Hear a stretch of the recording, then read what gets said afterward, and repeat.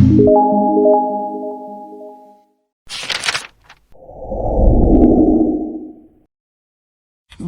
اللہ الرحمن الرحیم۔ السلام علیکم ورحمۃ اللہ وبرکاتہ ومغفرتہ۔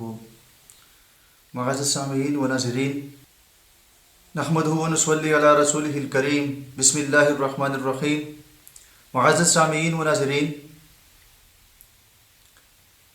ہم آپ کو روزانہ کے لحاظ سے فضائل رمضان میں سے احادیث سنا رہے ہیں، اور آج ہم اس نئے حدیث کے ساتھ آپ کے سامنے حاضر ہیں۔ حدیث شروع کرنے سے پہلے میری آپ سب سے گزارش ہے کہ آپ ہمارے اس پیغام کو زیادہ سے زیادہ شیئر کریں تاکہ زیادہ سے زیادہ لوگوں کو فائدہ پہنچے، مستفید ہوں۔ کعب بن عجرہ رضی اللہ تعالیٰ عنہ کہتے ہیں کہ ایک مرتبہ نبی کریم صلی اللہ علیہ وسلم نے ارشاد فرمایا کہ ممبر کے قریب ہو جاؤ۔ ہم لوگ حاضر ہو گئے۔ جب حضور صلی اللہ علیہ وسلم نے ممبر کے پہلے درجہ پر قدم مبارک رکھا تو فرمایا آمین۔ جب دوسرے پر قدم رکھا تو پھر فرمایا آمین۔ جب تیسرے پر قدم رکھا تو پھر فرمایا آمین۔ جب آپ خطبہ سے فارغ ہو کر نیچے اترے تو ہم نے عرض کیا کہ ہم نے آج آپ سے ممبر پر چڑھتے ہوئے ایسی بات سنی جو پہلے کبھی نہیں سنی تھی۔ آپ صلی اللہ علیہ وسلم نے ارشاد فرمایا کہ اس وقت جبرائیل علیہ السلام میرے سامنے آئے تھے۔ جب پہلے درجے پر میں نے قدم رکھا تو انہوں نے کہا کہ ہلاک ہو جائے وہ شخص جس نے رمضان کا مبارک مہینہ پایا پھر بھی اس کی مغفرت نہ ہوئی۔ میں نے کہا آمین۔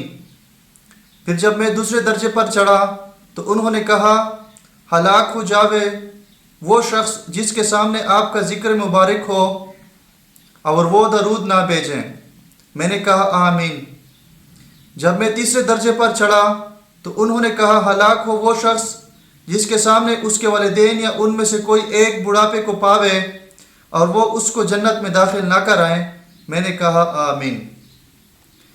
اس حدیث مبارکہ میں حضرت جبرائیل علیہ السلام نے 3 بددعائیں دی ہیں اور حضور اقدس صلی اللہ علیہ وسلم نے ان تینوں پر آمین فرمائی۔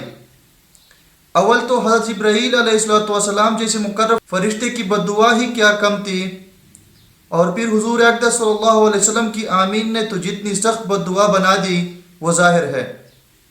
اللہ جل شانہ ہی اپنے فضل سے ہم لوگوں کو ان تینوں چیزوں سے بچنے کی توفیق عطا فرماویں اور ان برائیوں سے محفوظ رکھیں، ورنہ ہلاکت میں کیا تردد ہے۔ در منصور کی بعض روایات سے معلوم ہوتا ہے کہ حضرت جبرائیل علیہ السلام نے حضور صلی اللہ علیہ وسلم سے کہا کہ آمین کہو، تو حضور صلی اللہ علیہ وسلم نے فرمایا آمین، جس سے اور بھی زیادہ اہتمام معلوم ہوتا ہے۔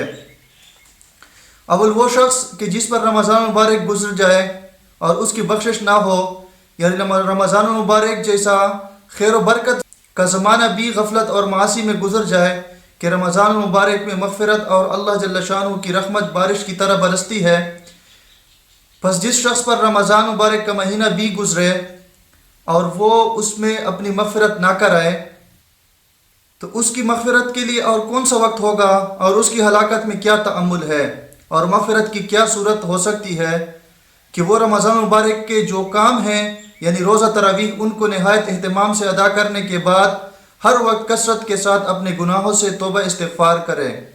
دوسرا شخص جس کے لیے بددعا کی گئی ہے وہ ہے جس کے سامنے نبی کریم صلی اللہ علیہ وسلم کا ذکر مبارک ہو اور وہ درود نہ پڑھے۔ اور بھی بہت سی روایات سے یہ مضمون وارد ہوا ہے۔ اسی وجہ سے بعض علماء کرام کے نزدیک جب بھی نبی کریم صلی اللہ علیہ وسلم کا ذکر مبارک ہو تو سننے والوں پر درود شریف کا پڑھنا واجب ہے۔ تیسرے وہ شخص جس کے بوڑھے والدین میں سے دونوں یا ایک موجود ہوں اور ان کی اس قدر خدمت نہ کریں کہ جس کی وجہ سے جنت کا مستحق ہو جائے۔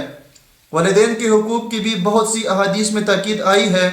علماء نے ان کے حقوق میں لکھا ہے کہ مباح امور میں ان کی اطاعت ضروری ہے، نیز یہ بھی لکھا ہے کہ ان کی بے ادبی نہ کریں، تکبر سے پیش نہ آئے اگرچہ وہ مشرک ہوں، اپنی آواز کو ان کی آواز سے اونچی نہ کریں، ان کا نام لے کر نہ پکاریں، کسی کام میں ان سے پیش قدمی نہ کریں۔ اللہ جل شانہ نے ہمیں بہترین موقع عطا فرمایا ہے کہ رمضان المبارک جیسا مبارک مہینہ ہمیں عطا فرمایا ہے اور موقع دیا ہے کہ اس میں ہم اپنی مغفرت فرمائیں۔ پہلی بات تو یہ کہ ہم ان چیزوں پر ذرا غور دیں کہ جہاں پر بھی نبی کریم صلی اللہ علیہ وسلم کا نام ہمارے سامنے آئے تو ہم اس پر درود شریف لازمی ایک مرتبہ بھیجیں۔ لمبی درود شریف ہم نہیں پڑھ سکتے تو صرف یہ تو پڑھ سکتے ہیں صلی اللہ علیہ وسلم۔ اس کے علاوہ اگر ہمارے والدین میں سے کوئی ایک زندہ ہو یا دونوں زندہ ہو حیات ہوں تو ان کی ہم بھرپور خدمت کریں، کیونکہ ایک قول کا مفہوم ہے کہ اللہ جل شانہ نے اپنی رضا والد کی رضا میں رکھی ہے۔ تو بس میرے معزز سامعین و ناظرین، اللہ جل شانہ ہمیں ان باتوں پر عمل کرنے کی اور دوسروں تک پہنچانے کی توفیق عطا فرمائے۔ شکریہ وآخر دعوانا الحمدللہ رب العالمین برحمتک یا ارحم الراحمین۔